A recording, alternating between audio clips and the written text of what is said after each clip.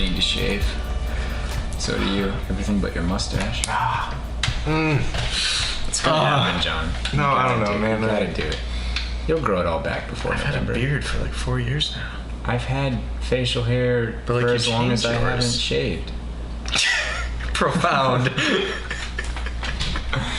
Yeah, I do change it. Oh, man. Get used to the changing facial hair lifestyle, man. The most change I've done has been not shaving my mustache and letting it get longer. You gotta do fancy stuff with it. Like, you gotta make shapes into it, you know? I've thought about it. I just haven't done you could it. do the shape where you just have a mustache. Well played. Hello everyone, welcome to the 226, episode 4. Episode 4. Here we're gonna talk about music. But first, we have a comment that was on one of the first videos we did. Yeah. I believe there was a question about artist integrity and doing your own thing. So like, where do you draw that line? I think it was related to the topic we were talking about. Who was the artist's name? I forget. Terry Redlin. Terry Redlin. He was the painter who had a very distinctive style, and I suppose we kind of called him out in that first video. Yeah, I was kind of harsh. Yeah, it's a very fine line, I think, between doing something that people like and doing something that's true to yourself. Yeah, exactly. I really think it depends on the situation. I don't think that it's a line you can draw clearly in the sand for any artist, regardless of what medium they use. So, Terry, he did make paintings that were very popular, and he stuck with that style. They're gorgeous. There's a reason that people like them. I don't think it's right to say that he purposefully ditched creativity and expanding his horizons for the sake of, monetary gain. And maybe that he just found his niche. So maybe that wasn't the best example of someone who's kind of done that. I don't know. I think it really depends on the situation, and really will change for musicians, for painters, for photographers. Totally. It's I think you just have to take it on a case-by-case basis. So hard to put a firm line on Terry Redlin. I didn't know him very well. It's a bunch of gray space. Yeah, so but very good question. I appreciate it. We'll try to keep those we'll try to keep answering them as they come up. If people have questions, post them wherever. Post them in descriptions, comments. Call us. I don't know. Anywhere you can. Whatever. Yeah. I'll give you my phone number later or something. Yeah. Okay. Okay. But yes, music. This episode, very excited about it. I'm trying a new approach. I didn't come up with any points for this one. And I'm trying a new approach. I wrote down everything I'm gonna say.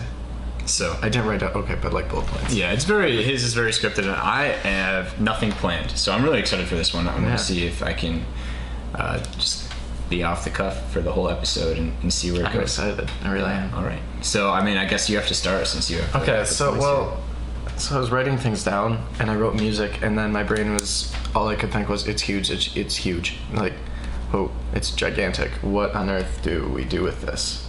Because you could talk about one genre of music. You could write books about one genre of music. You can write. There are books written about one song. Mm-hmm. Like, my dad has written a book just about Amazing Grace, and it's a good 400 pages long. Wow. Yeah. I don't think I've read 400 pages about music anywhere. Yeah. So it's a big topic again, but I think this first season we're definitely covering these big topics, and I'm excited to come back and get more detailed eventually. All right. So music has played a large part in my life for your whole life. Ever since you can remember. Yeah. A while ago, I actually realized I don't remember a time in my life when I couldn't read music. I started reading music about the same time I started to learn to read. Same. So I can't remember looking at a treble clef and not knowing that the second line up is G. Yeah. What did you start learning on? I started learning piano in first grade. Okay. My mom started teaching me piano in kindergarten, so it's pretty similar, I think. It was always reading music and reading words happened at about the same time. I've never thought about that. That's interesting. Yeah. So it's something that's been with me always. So when I look at someone or I talk with someone who doesn't know how to read music, that just kind of blows my mind. And then what is even cooler, I think, is those musicians who don't know how to read music, but they are musicians. Yeah. And sometimes they are way more talented, way more creative, and they have incredible ears as compared to people who don't. So that would be someone like Hans Zimmer? Yeah, Hans Zimmer. I remember hearing somewhere, and I mean, I could be wrong, but from what I recall, it seemed as if he could not read music off of it like a staff, like we could. He still used software, and I think he was able to plug in MIDI notes and do things. So he had pretty good understanding. But like when it came to like, here's a note and here's a piano, go play that note, he would like have to kind of fiddle it out. Yeah. So like people like Hans Zimmer, Tony Anderson, if you don't know him, he writes music for like commercials, time lapses, this really cool soundscape, and very emotional cinematic stuff. Love his works. I wonder if there's a parallel with that between like writing music and storytelling. So you might have people I actually wrote that down. Really? Yeah. you have someone who's a storyteller, and they might write their stories down. That'd be a great storyteller in that way. You have like a J.K. Rowling, a Tolkien, or whoever would do that. You might have someone who's a great storyteller verbally. Yes. So they just say the story, and it's, they're funny, they're engaging, like that. That might be a similar comparison. Yeah. Maybe you don't require the person who's a storyteller verbally to not be able to write it down, but like just their primary way of going about things. You can have maybe success in both ways. So maybe I'll try that. I will. Can I? How? I mean, you already know how to read music. That's true. So there's like no going back anymore. I suppose. Unless I just knock you unconscious. But I have noticed that when I write music, or when I play guitar, I play guitar blind. I don't know any of the notes. I just know chords. So So I kind of understand the chords, and if I like have time, I can figure it out. But guitar is kind of like that. When I write music, I don't really think about like what key am I in. The time signature is relatively the same for electronic music, but it's all 4/4 usually. Yeah. There's no, here's a fifth chord going to this chord. I just kind of hear it first, and then whatever happens. I always felt like theory was much better for analyzing music than creating music. Yes, that is such a good point, and I love that you just hear chords and then you just do it.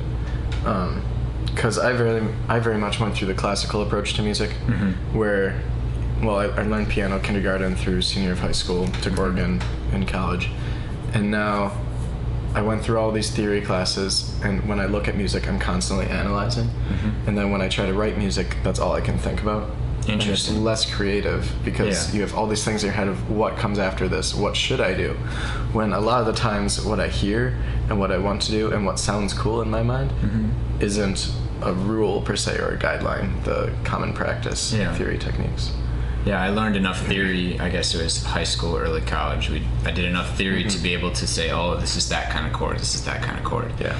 But when I'm writing music, that just goes away. That's maybe awesome. I'll think about, maybe I should invert this chord, or maybe I should not have parallel fifths or octaves here. But for the most part, it's all by, I can hear it in my head first, and then try to get it out on paper. Yeah. And that's also something interesting to talk about, is how do you get something that you hear in your head musically, and how do you get that out? Audiation, properly? That's such a tool to have as a human. I struggle with it when I'm producing songs, there's like a block sometimes. Like I can hear the way I want it to sound in my head, and I'll try to get it down every part that I can hear in my brain, and then it just doesn't come together quite the way I want it to. It doesn't sound as complete or as full as I want it to. Because some of that might be limitations for me as a producer, or what kind of sounds I have access to. But a lot of the times, it's I fall short of what I think the song has potential for when I hear it inside. Yeah. For me, the last couple of months, I've been making the conscious decision to, when something's stuck in my head, go down to the piano and figure out how to play it, like everything that's stuck in my head. So I'm figuring out the key to begin with, because that will help me immensely. And then melody and chords to go along with it all at once. And just plow right through it. And just going from brain thoughts to keyboard and making that a more natural, smooth progression. I see. Instead of having to think what comes next and just doing it. I've done similar things before. If I hear something in my head, I'll go to the piano and try to pluck it out and see it. But I've never thought about what key it's in. It's like that's like a step that I skip. Okay. But I'm also like subconsciously like, oh, I shouldn't play that note. Like if I'm in like a D major, I don't want to play an F natural. Yeah. Like that's not a sound that changes the whole tone of the piece, right? They just make it sound sad. But I guess when I'm playing it, I don't really think about the key. That's interesting. It's just kind of like, oh, I can't play that note, or I shouldn't play that note before. So you've got like all the whole steps and half steps built into your thought process. Yeah, and I've kind of noticed that with guitar too, because I don't know how to do. I never do scales. I should practice more on guitar. I just kind of fiddle around, and like learn enough chords to be able to record something short and brief, and then it takes me like 50 times to get it right. But I've watched that process. Oh wow, it's not worth podcasting, that's for sure. Maybe the end result sounds okay, but I still have a lot to learn in that regard. But anyway, when I'm like learning scales or trying to pluck out a melody, I can almost always tell when a whole step or a half step can come, and it just feels natural or sharp or flat. So I just couldn't resist that one. But it just feels right to go for a whole step, and then right after that a half step, and it just I can differentiate between what steps I should go. If I try to do intervals, then it's more tricky, but if I'm just going up steps, I can kind of have a sense of what it is, even though I don't know what notes I'm playing and I don't know what key I'm in. It just kind of somehow is there. The way I don't understand. Western music culture has been so ingrained in our minds from early on is so interesting. So do, re, mi, fa, sol, la, ti, do. Solfege. That's not natural per se. The pentatonic scale. Did you learn that? I learned that, yeah. Like I love solfege. Yeah. Solfege, I just never. I learned how to say it, and I was able to, whenever they had exercises in theory class, I would be able to like, okay, just go. At the intervals, like I just figured it out. Oh, this is a fourth, so it should be do, re, mi, fa. So I don't know, so do, so something like that. Do, fa. Do, fa. See, exactly. Like I have no idea what I'm doing, but I just kind of I heard the interval in my head, and then the solfege came afterwards, not the other way around. Interesting. So, was that what it was used for? The solfege was like to be able to give intervals correctly? Yeah, kind of. So like for me, we learned to inquire and use it there, because then you can sight read music easily. So once you get your keys down, you know just like what a key looks like. Yeah. So D major has F sharp and C sharp. Yeah. Just keep using that one. And then in my mind, the second I know a key, I'm labeling the solfege syllables to every single note. Really? Yeah. So D is do, E is re, and so on. I mean, if you told me to label the F sharp in a D major scale, that's like do, re, mi. See, I would have to think about where it is, because I don't use that as a. It just doesn't. It's never something I did. So we would use an inquire, and then sometimes use it to sight read. Okay. And then what I really think is cool is when you use it in band. I'm studying to be an instrumental music education major. So band directing is super huge passion. I love it. I had this band director, Jordan Beckman, who's now out in Washington. He taught our entire band solfege, okay? And then he would give the hand symbols, and we would play what his hands were doing. Really? So like we would have a key, so like, okay, play in concert B flat. And then so like he would just do that, and we started off everybody just doing the same thing, one hand, same thing. Okay. And then he would use both his hands and do different signs in each hand. Really? And he was so good at this that he could sign the solfege syllables for Over the Rainbow with his right hand and have one half of the band play that, and then the left hand was doing the chords for that. that went along with Really? the melody with his left hand. I've tried doing 2 different solfege things with my hands. I've never tried solfege with either of my hands. It is so difficult. Oh my goodness. And like this past summer when I directed, the band was Vanguard, the marching band I was in. And I tried it with the kids when I was directing this summer, and I am not good at it. I need to practice, my goodness. But see, I can see, especially as like if you're in front of a band, that would be much more beneficial to know because you can give those instructions out. But it's a label for everyone, even though everyone is in a different key technically because of the different instruments. Mm-hmm. Yeah. So solfege is just, I love how powerful it is. I think it's an incredible interesting tool. Another tool that I don't know how to use, but I mean, barely. I can look at a hammer and say, that's a hammer. You use it to pound nails, but then you put it in my hands and all of a sudden everything's a nail. And no, I hope I'm a little better than that. So I wrote down this thought: what has music done for me? What has music done for you? You know? We've both had music in our lives for basically our entire life. Pretty much. So, at this point, what has it done for you? Well, it's definitely enriched my understanding of anywhere that music comes up. So it could be, in church, the radio, watching TV, watching a movie, watching commercials. Mm-hmm. Sometimes it's nice. I don't consider myself a very emotional person, but you can use that to express emotion some way. Like, I don't know why do I make music? Because I can. I don't know. I really don't. I really haven't thought about that question very much. Mm-hmm. Even since our first episode when we first covered that, it's like, why do we create things?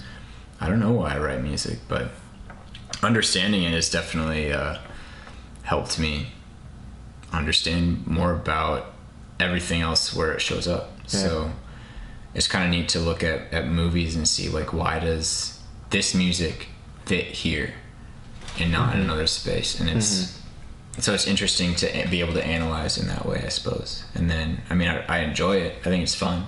Yeah. Like, why do you play sports? Why does anyone do anything at all? I think it's kind of a very philosophical question, but I hear music in my head almost constantly. It's always some sort of it's like a constant stream of unwritten music, and it doesn't always sound good, but every once in a while I'll get like a good tune or melody or harmony or like orchestral something or other, and it's just like, I wish I could write this down, but then it just kind of drifts off into the void where the geniuses take it back, and they'll come down again sometime. Hopefully I can like pull it back through my brain and write it down. Sometimes I've notated on just like a piece of scratch paper. If I hear a melody, I have just draw some lines. And I realize now that I write when I write music down just on a piece of paper, I write it like a MIDI note. Really? Yeah, you do. Interesting. That's just how my brain sees music, is MIDI notes. Interesting. I guess piano I see mostly via staff, but just normal things. But I never, like, when I have something in my head, it doesn't go straight to staff lines. It always goes to MIDI, and it's not about what note it is, it's about how the notes are related to each other. So transposing it might give it a slightly different feel because it's a little higher, a little lower, but the general feel, like the chord progression, is going to stay the same. Yeah. And that's what I hear. I hear the chord progression, not the specific key that it's in. Okay. So the thing where you just hear something and then write it down quick. So my dad is a composer, choir director, and my mom's a piano teacher. This is why music has been in my life. Yeah. Anywho. Because your parents. Yeah. So there are multiple times when I can remember my dad, like, middle of some event. For example, graduation at the high school you went to. Oh. My cousin went there too. Middle of the graduation service, I just see him pull out his bulletin, grab a piece of paper, pen, and just draw some lines and quick sketch out this melody with writing chords above it and everything. He was literally composing a theme song for his school in the middle of this graduation service. And while music was playing? Yes.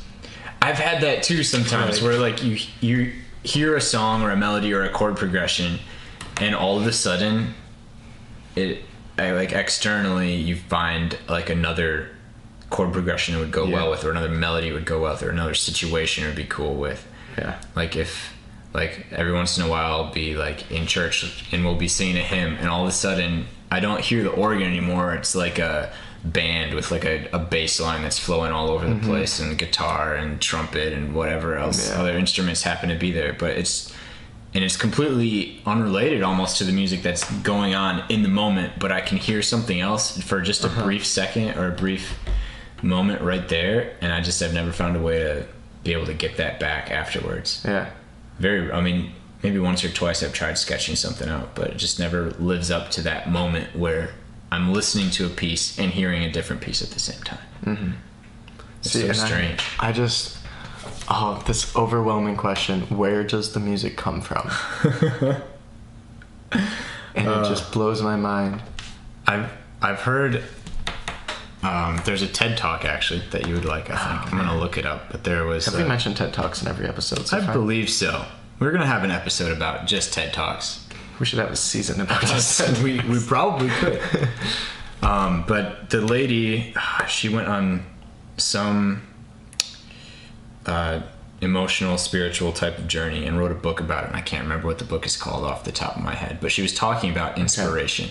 Okay. And so that was a TED Talk I was interested in watching. But she said that in ancient times, people thought that geniuses were responsible for giving you inspiration. Okay. So music, words, poetry, things like that, and they kind of give it to you. It's external. Your impetus for writing something creative came from outside of you. It was given to you by the geniuses. That's why some had it, some didn't. That was just a way of thinking about it. Okay. And I've kind of adopted that a little bit as well, because like I don't know where this stuff comes from that I hear in my head. I have no idea where it comes from, where it's going. Yeah. It just doesn't make any sense to me, but it's kind of interesting to think of it as an external thing. So when you have writer's block, for example, when you're trying to write something, you don't have it, it makes you not force it because you view it as an external thing that's just not there at the right time. And then when it comes at 3 a.m. when you're like trying to sleep and you have all the inspiration in the world, why now? Come on, these geniuses hate me. But I think I even said that earlier in the episode. Yes. I use geniuses in that sense just as like because that's the way I view it. And I mean, I know I have no idea how truthful that is, but it's just a way of viewing the way that inspiration comes to you. I'm gonna look it up first. I've heard multiple composers talk about this, and most of them are just like, I don't know where it comes from. It comes down from heaven. It comes from, I don't know, it's just there. And it's just such a gift. It's such a blessing that, man, I don't even know where to go with it, because it is a question that I don't think will ever be answered. Here we go. Elizabeth Gilbert. And she wrote a book called, where is it? No, I can't find it, but she did go on a journey. She was on Eat, Pray, Love. That's what it's called. I knew love was in there. Eat, Pray, Love. She went on a journey, like a self-discovery, spiritual and personal exploration, traveling abroad, and she wrote this book because of it. And then she gave a TED Talk about inspiration for said things. So that's really cool. I thought that was a really interesting one to talk about. Gave me a new way to think about how inspiration works in my life and other people's lives as well. Yeah, definitely. So, music makes memories.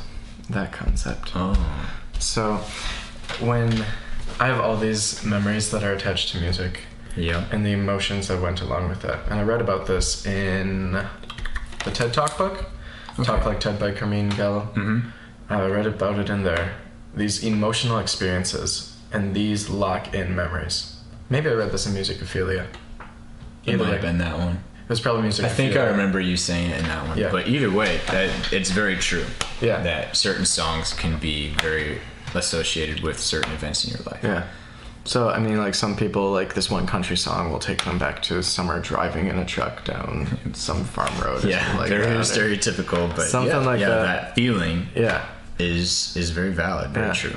So for me, I have these memories of like back in high school, I got into this state honors band and was directed by Alan McMurray and Frank DeKelly, these two world-renowned classical band literature people. Yeah. And just what they brought out of high schoolers, the emotions they brought out of our playing, and then what they attached to each note was so meaningful that every time I hear the song Angels in the Architecture, band piece, I'm taken back there and I feel the same emotions that I felt during that concert. Doesn't matter where I am, what I'm doing, that's what I think of, that's what I feel. Interesting. Like that song and those emotions have become synonymous in my brain. I like that. I think it's interesting that you attach the song to what you're feeling at the time, whereas for me, listening to something like Boston's Greatest Hits takes me back to sitting on the bus going to grade school. I was the first one on and the last one off, so I had 45 minutes of bus ride on the way and on the way back from school. And so I listened to that album probably hundreds of times. And I also remember sitting in this one particular spot reading a train magazine. I was really into model trains at the time. And N scale for the win, by the way. And it's so small, you can fit it anywhere. But anyway, I think it's interesting that I remember what I was doing and not so much how I felt. But attaching the music to what I was doing does have a certain feeling associated with it. Whereas it seems like yours is not the opposite, but you attach the music and the emotion together, and that helps you remember what you were doing. I think, how do I say this? The way music is in my life, I'm always around it. So if I attach what I'm doing with a song, I think I would never be able to think clearly. Did that make sense? So there's not enough. So like every song would trigger something. And if I did that, that would just drive me insane. I don't think it happens to me for every song, for sure. It's mostly just... I think it's the emotional experience. You need an emotional experience or a repeated thing for it to happen. So in my case, it'd be the repeated action of reading a train book. A model train book on the bus on the way to and from school every day for an entire semester of 7th grade. But so I don't recall any emotion any strong emotion that really came out of that. It was actually a pretty boring thing to do. But I mean, I found it interesting. Maybe that's where it is. The interest brings it about. Maybe. But that's interesting. I might have to go back and do some reflecting by myself. And the brain is just such a cool thing. Just the way it makes connections between things, which kind of goes back to my educational philosophy, is that bringing connections together, like that's what learning is. So I wonder, maybe I'd be able to use something like that in the classroom. Okay, so back to Musicophilia. Okay, Musicophilia is a book by Oliver Sacks, a neurologist. I could get that wrong, but he deals with music cases almost all the time. And the Musicophilia is a book that's essentially just a bunch of stories that relate to the brain and music. So the first one in there is the story of a man who doesn't really like classical music, doesn't really like piano, goes about his normal life, gets struck by lightning, lives... And then after that, get this, he's really good at piano. Interesting. Like, what? So...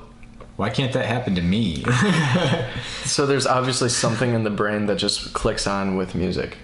I wonder. And it's different than language. He got struck by lightning, and that was the trigger for... So it must have... I don't like rewired his brain in some way, and there's more stories like that in the book. That's so intriguing. Brains getting rewiring, or people getting amnesia or Alzheimer's, but music is the thing that will bring memories back. Okay. So like having that emotional experience and stuff like that. It's just, music is a powerful thing. Oh yeah. And therapeutic and emotionally, even physically impacting your health. Yeah, I think. Totally. And just read Musicophilia if you like music in any way. I wonder, has there ever been an episode where you haven't mentioned some book? No. That's good. Like 2 years ago, I decided I needed to read more because all through high school I didn't read at all. Yeah. Like, I read assigned books. I skimmed assigned books. I skim everything. I'm really bad at it. There are some things that I read straight through, but I don't know. Now I just read. I try to read a lot. I try to read to learn. And that's how I need to get better at. I do skim and glean as much as I need to know from something, and that's about it. Books like Quiet, I kind of get through, and other things that are interesting, like the Reclaiming Conversation, when I want to get through, that would be very interesting to me as well. Yeah. Let's talk about what's on your computer. Okay, so you were talking about Musicophilia, and what was his name? Oliver Sacks. Oliver Sacks. I thought about Benjamin Zander. He is a classical director. Orchestras, I would say world-renowned. Not sure exactly. I don't know that field very well, but I'm going to say yes. He's popular enough or well-known enough to be in a TED Talk. Yeah. So, again, another TED Talk we were talking about. And he says a lot of interesting things about music here. And I think his idea was that everyone can enjoy classical music because it takes you on a journey. Yeah. Like, pop songs can give you memories and, like, attached to emotions and whatnot. But he says classical music does that so much better. He plays a song by Chopin, I think, so a prelude or a chorale, I can't remember. I think it's an E something. It's an E minor. I forget. I should just name all of my songs by what key they're in, even though I don't use that at all when I write them. But you keep talking. I'm gonna figure out what song you played because he plays this song on the piano as if he were a 7-year-old, a 10-year-old, a 15-year-old, and then as someone who actually gets it, who gets music. And the difference is actually really interesting because he points out that the beginner plays every note and every note is emphasized. Yes. It is like using every syllable the same, and it kind of drags on. Like, the music is there, but he's not playing the music per se. Yeah. Next level up, you maybe stress every other note, and upon that you stress even fewer notes, whereas he finally got to thinking about the music that's on the paper as like a phrase. So you have the high points and the low points, and that's where you kind of get louder and quieter, and then finally resolving. And he really puts the emotion into a piece that he was able to take all of the emotion out when he first started playing it for you. Yeah. And he put a lot of memories into people's heads. People who had never heard this song before, I'm sure, sitting in the audience. He has them think about a person that was really important to them in their life.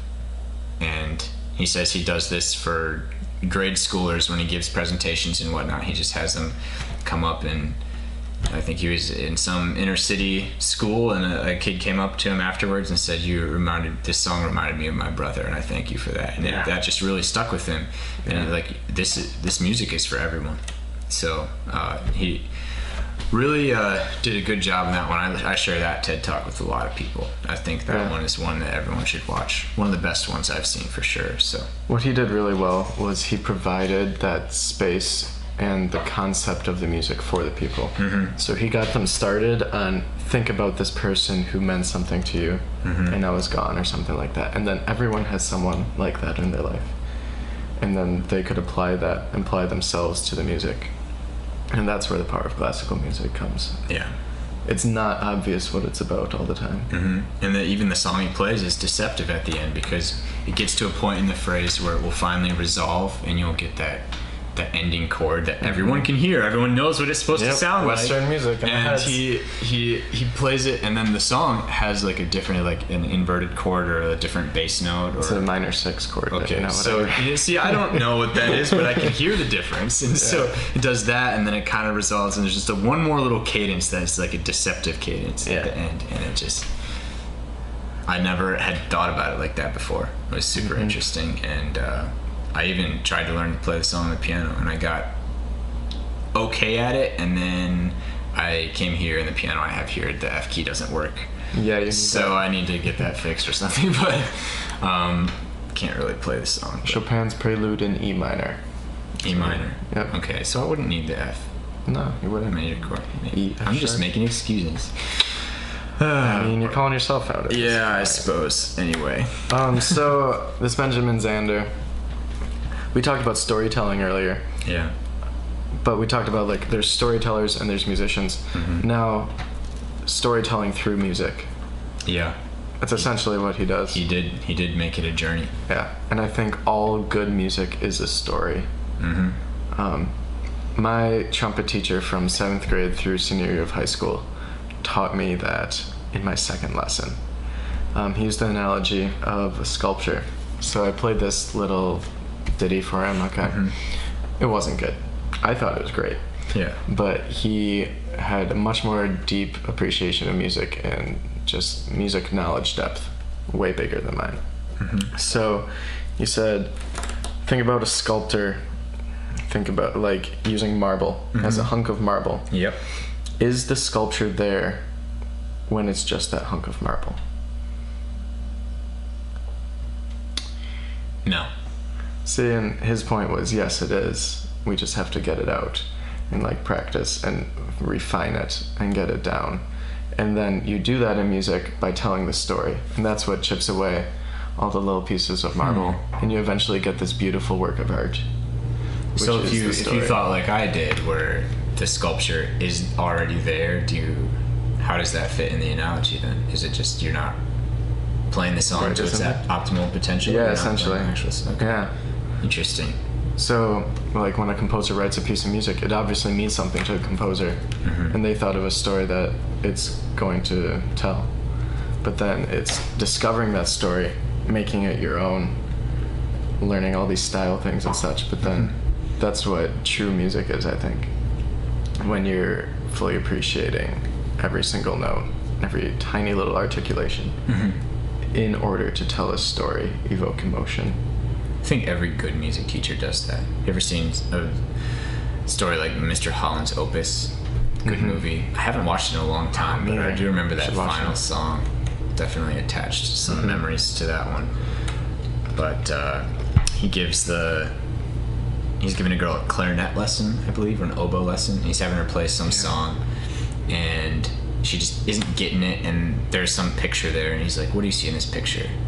And it was something that she was emotionally attached to, I believe. Yeah. And he said, "Don't play the song, play the that. sunset," or something like that. And like that's what clicked for her. Yeah. I had a similar moment. I was in 8th grade. I was playing Carnival of Venice on trumpet for some yes. solo ensemble with a little cadenza in there. Yep, fun stuff. Yep. So after I finished, he wrote on my paper, whatever the judge's sheet is, he wrote "No del papel del corazon," and I probably butchered that pronunciation. But what it means is not from the paper, from the heart. So it's kind of the same thing that with your analogy or with Mr. Holland's Opus, is that the music isn't what's on the paper. The music is the emotion that you put into those words, and that you let those words or lyrics or notes tell the story that's behind it. That's what's actually making this music emotional and beneficial. So Exactly. that, and then from then on it just clicked. Like that's what music was to me. It was how I feel about it, how it sounds put together, and it was less about what's actually on the paper and more about how I could express what was on the paper. And I think that hints at the why of music. Why do we have music? Why do we perform? Why do we listen to? Even the person who's never been in a band or choir listens to music. And it's for emotions, for storytelling. Yeah. We as just people have a thirst for that. Yeah. Even people who don't know music can, like a pentatonic scale. Yeah. Not Yeah. pentatonic scale. But they like you say like la la, and you can jump back and forth, and the crowd will get it. Like they'll know, and then they'll know what to do the next time you go up. Have you seen this video? I have seen Bobby McFerrin? Yeah, Bobby Another McFerrin. TED thing. Another TED Talk. We should just play TED Talks for our podcast. We should start linking We them. should link them and everything. But he does that, and then eventually he like goes the other way or something. Yeah, and they get it. They understand. It is engraved in our mind. How? No one's tone deaf. Exactly. So I wonder. There's so many mysteries that are left to be answered about music. So That's why I want to be an instrumental director. It's the coolest thing. and that's perhaps why I produce music, because there's just emotion attached to it, Yeah. regardless of how much I think about it. Or What other points do you have? okay, so we've talked about storytelling. We've talked about what music has done for us. It's a gigantic topic. Music as a communication device. Oh wow! So we talked about communication. Last episode. Yeah. And how giant that is. I mean, Yeah. do your doctoral studies on that. But music as a communication device, it is not a language, yet it is a universally known language. Maybe that's a better way to look at it. Interesting. It's a universally known language. I bet you could play a sad song and anyone across the world is going to know it's a sad song. Then what comes to my mind is like, is the concept of minor being sad and major being happy, is that ingrained in our minds, or is that something that's taught us and we just automatically label? So there's that nature or nurture is basically what you're essentially. asking. And the only way I can know that is that if I'm ever blessed with children, I never give them the idea that minor is sad and major is happy, and then I talk to all their music teachers too. Say, don't say this around them. Great music experiment going on right now. Don't plague their minds with this minor sadness. Yeah, because there's so many different ways you can view minor. I mean, it can be powerful and Yeah, and I think a minor chord is in almost every happy song. Yeah. It's just part of the cadence. It's just Exactly. part of the way the chords progress. Exactly. I remember there was a fine arts class I had to take way back when I was a freshman. And we were talking about how in ancient times they didn't use scales as much as they used modes. yes, the And church modes were indicative of a certain type of feeling. So like on the battlefield, like a certain mode meant this, or this mode meant that. Yeah. And I don't hear modes. I can barely pick out like a Dorian, mixolydian. Like I can't.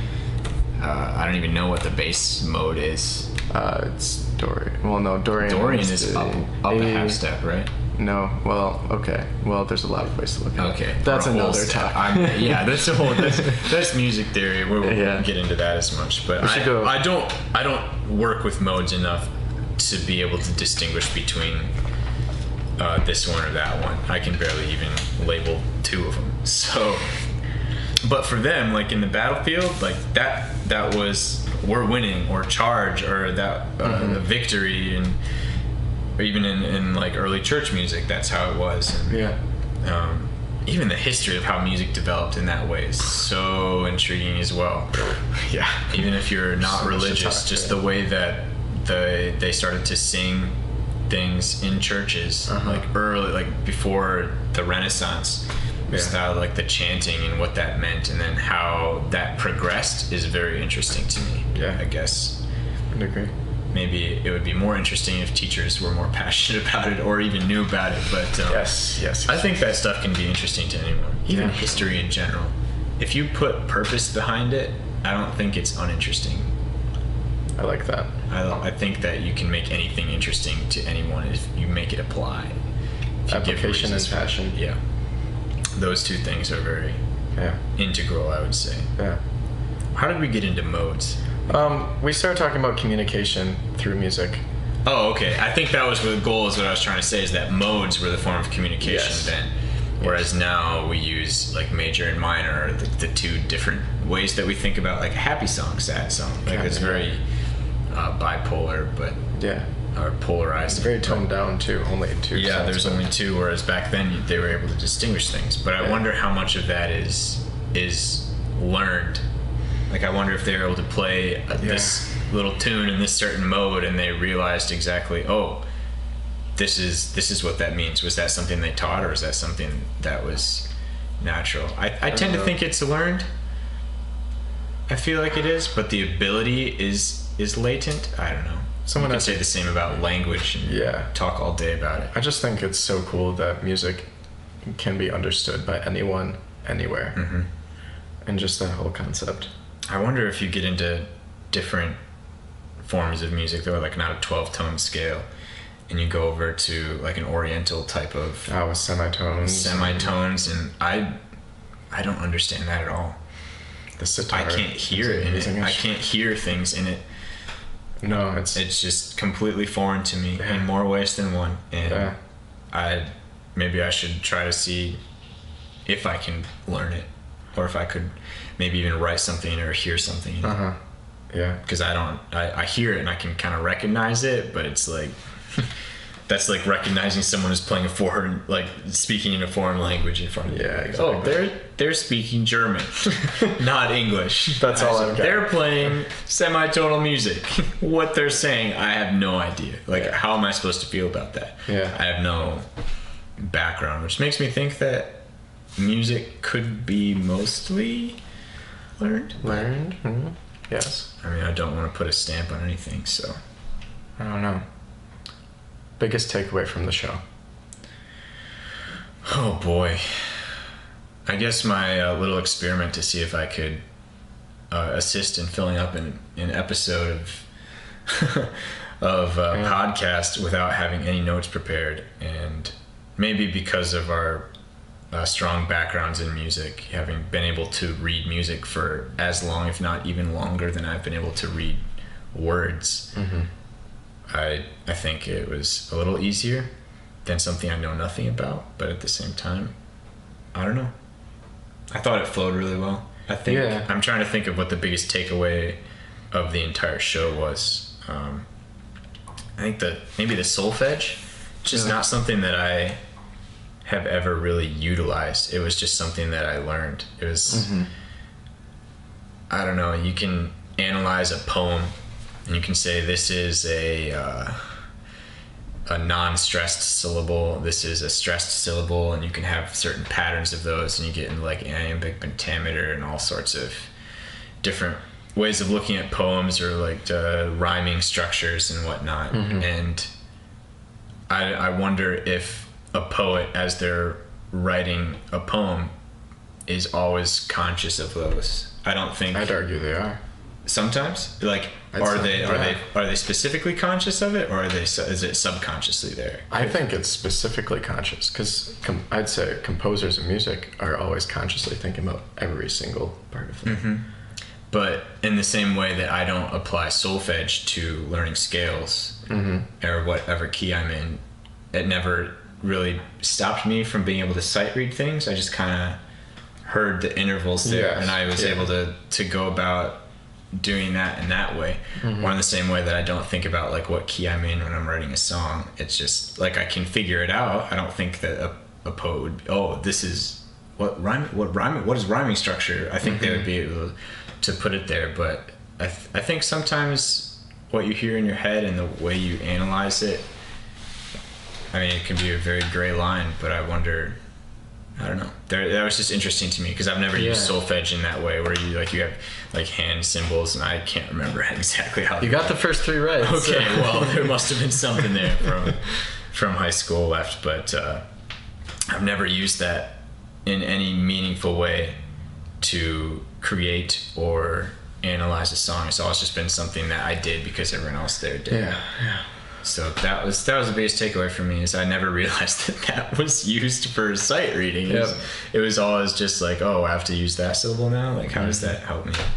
Like the intervals were always just, it was just there. I don't understand it at all. So that I guess was the most interesting, I think. Not that any of it was uninteresting, but that, and we always use TED Talks. Also that, yes. Biggest takeaway for myself was definitely the difference in how we both apply meaning and memories to music.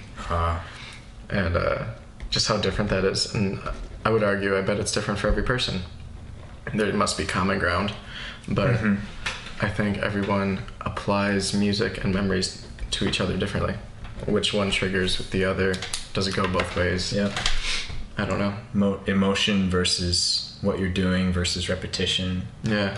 All of those. Exactly. Maybe someone has different. Maybe someone's kind of in the middle, where they like have some where they feel a certain way about a song. Yeah. And then another song where it takes them back to a specific place, what they were doing. It's just, I could talk about music for so long. We probably will. Yeah, we probably will. There'll be more episodes with this. And, Oh, yes. Maybe we should make an episode where we just do some like jazz, freestyle, impromptu. I'm down. Improvisation. We'll just have a pod. Is that even a word? No. Oh my goodness. We'll just improv an entire episode, and that's how we'll talk. We'll use the language of music. There we go. For our podcast. There we go. Next week we have cinema, I believe. Yes. Movies, TV shows, Yes. visual media. Yeah. So that can encompass a variety of different things, including maybe commercials or short stories, short movies, Yeah. film festivals. I'm excited. Me too. I need to catch up on some movies and prepare some stuff in my mind, but Yeah, I'll do my homework for this podcast. Can't make many promises about school, but hey, right there with you.